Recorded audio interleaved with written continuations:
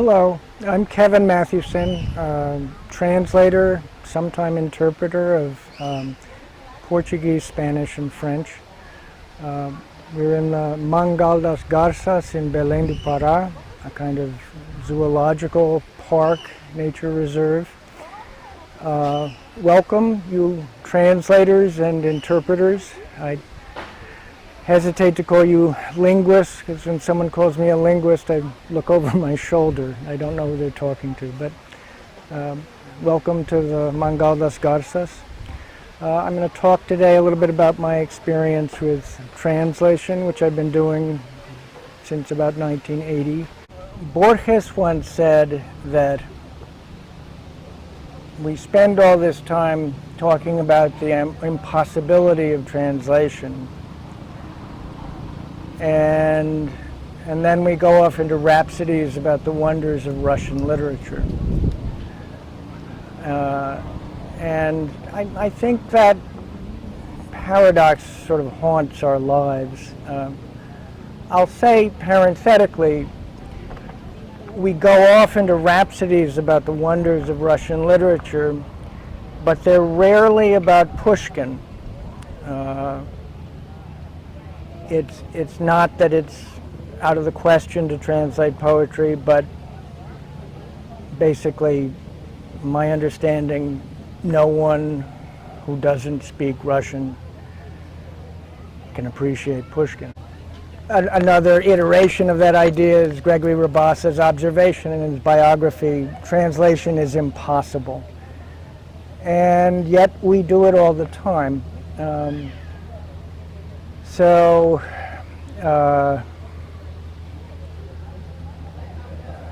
want to look at that a little more closely.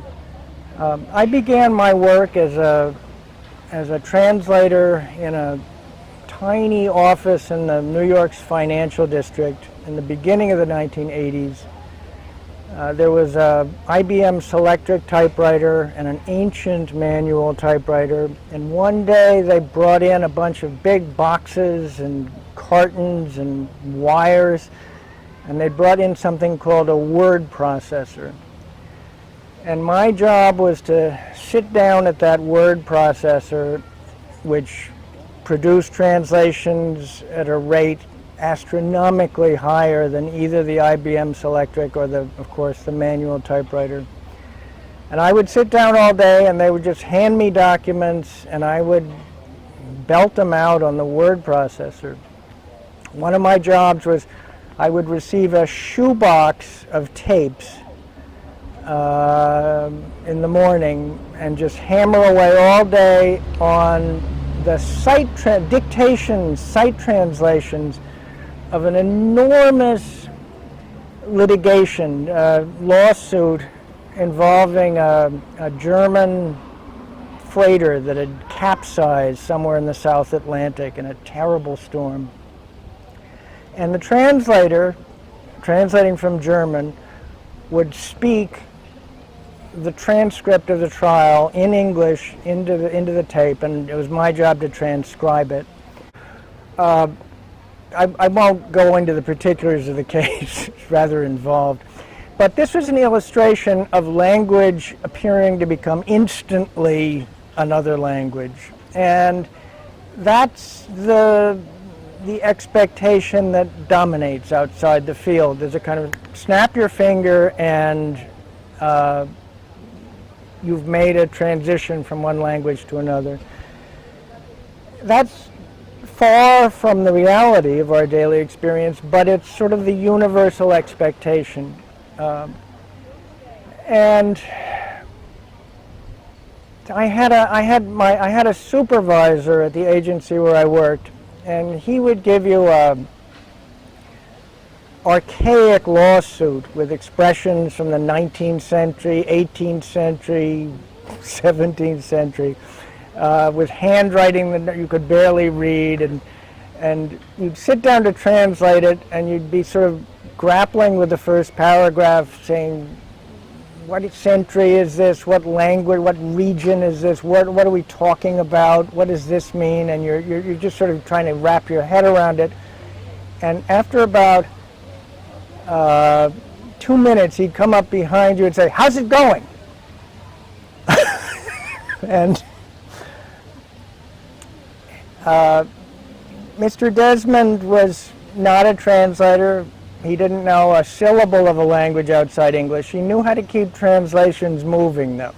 So he was very successful in the moving the translations. It's possible most of us have had an experience with some sort of Mr. Desmond who also doesn't understand that it's not an instantaneous process. My experience as a translator, I'm quite omnivorous. I like to do literary translation, though it's the hardest. The slowest, and the worst paid, and most complex. But I translate just about anything except highly technical matters that I don't really understand. My first experience in literary translation was a assignment in college to translate Garcia Marquez's Relato de un Náufrago, which at the time had not been translated. So I was intrigued by the idea of translating it and selling the translation. It's the 1955 newspaper account of a Colombian sailor who spent 10 days adrift in a raft and was later published in 1970 as a book. It was commercially translated in 1986. So in the mid-70s I was working on the translation, and it was hard, but not too hard. It was newspaper Spanish. There was a fair amount of expressions to look up and vocabulary, but it wasn't exorbitantly difficult. And I had to work more with a dictionary than I'd ever in my life. It was very cumbersome. When I was finished, it was one of the ugliest pieces of writing ever put together in English. I was horrified at how unusable it was. And at the same time, appalled, because it was not something I dashed off in a few minutes. It was an enormous piece of work. So how was it possible to work so hard and get such dreadful results? It was obvious to me that I was never going to do this again. It was an interesting experiment, and that was enough. So I had no idea. All I understood was that what seemed to me should be a finished product was a rough draft, and that was an illuminating experience. Another major piece of my own training I wrote my senior essay in college on translations of Don Quixote. And I'm not going to go into that at length, but I'll just mention, many of you may recall that the first translation of Cervantes, of Don Quixote, of all, and the first one into English was Robert Shelton's 1612 translation, which has a sort of a checkered career of being very spontaneous and immediate and overflowing with mistakes. And there's an interesting sort of background point here, which is that Shelton did the translation, he says, in 40 days, like the Septuagint, and didn't have a chance to revise it. And yet his translation weighs in again and again against all of the later translations, Putnam and Grossman and so on, even though it's just a rough draft and it's not revised. And what that to me says is really that's how good it is. it's so good that even a rough draft with mistakes that just sort of scream from the page is so spontaneous and so flowing, and also so much in sync with the period. He's a contemporary of Cervantes, and unselfconsciously speaks of all the pieces of that world that to us, might be an afternoon of research to just find a single term. So there are those qualities of naturalness in his translation and immediacy, and the problems when you look at a work like Don Quixote, especially that work. It's enormously elusive, it's anachronistic, and it's easy to get lost, and it's an artificial undertaking to go after it from our point of view. Shelton, there at the exact same time in almost the exact same world, brings a kind of immediacy, and he touches on the problem that Gregory Rabassa speaks of. Translation is impossible, but how are you going to balance accuracy versus flow of the narrative? And in flow of the narrative, it sings like a bird in many places in ways that later translations have great difficulty in doing. So if you haven't seen it, it's very interesting to punch it up online. But this was at the outset of my exposure to translation. These were sort of the two kind of defining perspectives. One was that there was a possibility of great spontaneity and immediacy and involvement with the text that carries the reader along and is terribly flawed. And the other experience was to have produced a very hard-wrought translation of a piece of journalism by Garcia Marquez that was almost unreadable.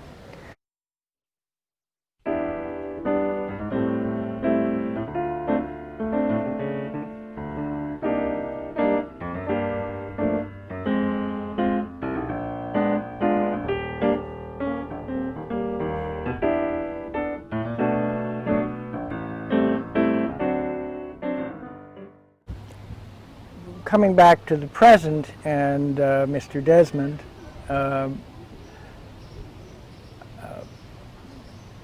you see in Don Quixote, as well as in just about any text, you'll have the difficult parts, but you'll also have a portion of the text that is simple, declarative, and essentially transparent and easy to translate. It's almost automatic.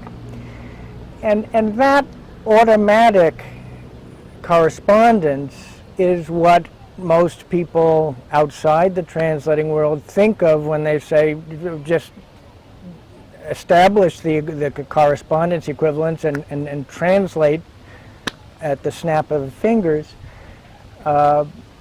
In reality, that's a rather small set of the text. In a literary translation, there are simple declarative things that go easily. So a piece of the daily bread is this discrepancy between Mr. Desmond's impatience and the image I have, frankly, is those of you who are familiar with New York know there's a kind of an eternally rainy Saturday afternoon hanging over the Natural History Museum. And you come into the museum from the overcast sky into the darkness of the museum. You wander down the dim corridors, labyrinthine dim corridors. And there's a point in one of the nethermost basements where you find a diorama of a sperm whale locked in mortal combat with a giant squid. This is an old diorama. They've renovated it since, somewhat for the worse, I think. But the image I remember is you go down into the dimness of the museum, down and down, and you come to a place where there's essentially a black cloud, and vaguely appearing in that murky cloud is the jaw of a sperm whale, and with a giant squid wrapped around it, and they're in mortal combat. But you can barely, in the old version of this diorama, you can barely make out the figures. There's really very little context. It's not so much a natural event as this sort of titanic struggle going on in the depths of the ocean.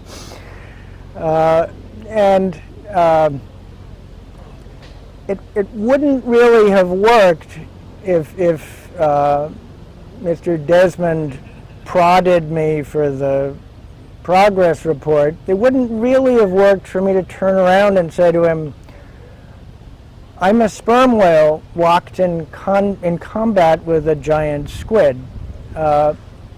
And yet, that was my sense of the sort of the intensity of the conflict, and trying to square these circles, and trying to bring things together. Around the same time as I was working on these other things, I translated a sonnet of Lope de Vega's, O Rota Barquilla Mia. It took me 12 years to do it, and it was a little better than the Garcia Marquez translation, not much, 12 years. But it goes to the other extreme of this question. There's a very interesting interview with Robert Fitzgerald about his translations of Homer and Virgil. It's in the Paris Review. I think it's available online, and it's really worth reading. It's Fitzgerald going into great detail about translating these poems. And the first thing he worked out with the publisher was there will be no time limit on this. So it's very much the other end of the spectrum from Mr. Desmond, but that's the point of departure for going into that other universe of translation. Idea of 12 years to translate a sonnet, I wasn't working on it constantly, but it's a sort of a cautionary tale that, you know, the Robert Fitzgerald's idea of no time limit can gang a glay, so to speak. It's a pitfall of the artificial media, like movie making or recorded music, where in a sense time is indefinite and you can just keep repeating something until you get it right. And there are certain things that you discover are not going to get better. Time is not going to fix it. And that's an interesting lesson. So I like Robert Fitzgerald's idea. I think it's for very skilled translators who don't get lost. I'm going to talk a little bit about what I'll call repentistas, the other side of the scale, the fast-moving translators. They're a little more like simultaneous interpreters who are, in some sense, instantly rendering, or seem to be instantly rendering their text effortlessly. I think, of course, of Gregory Rabassa. Gregory Rabassa is one of those translators you look at his work and you think, I should have been an astronaut or maybe a bank robber. This is wonderfully felicitous, mellifluous translating. I had a chance to hear Gregory Rabassa and Julio Cortázar read live at Columbia many years ago in New York. I'll talk about that a little bit in the next section. But we're moving away from, let's call it, the rebellion against Mr. Desmond and letting the world stop until the right words are found with world enough in time. And we're moving towards that kind of ambiguous confluence of two domains, let's call it. One is the domain of the misconception of how translating works and the idea that everything can automatically, with a snap of a fingers, be transferred from one language to another, which is the common view. And the other sort of overlapping layer of this is the translators who can seem to do that, or who do that, they make that instantaneous transition. I'll talk about that a little bit in the next section. For now, thanks for joining me, and I'll look forward to seeing you soon.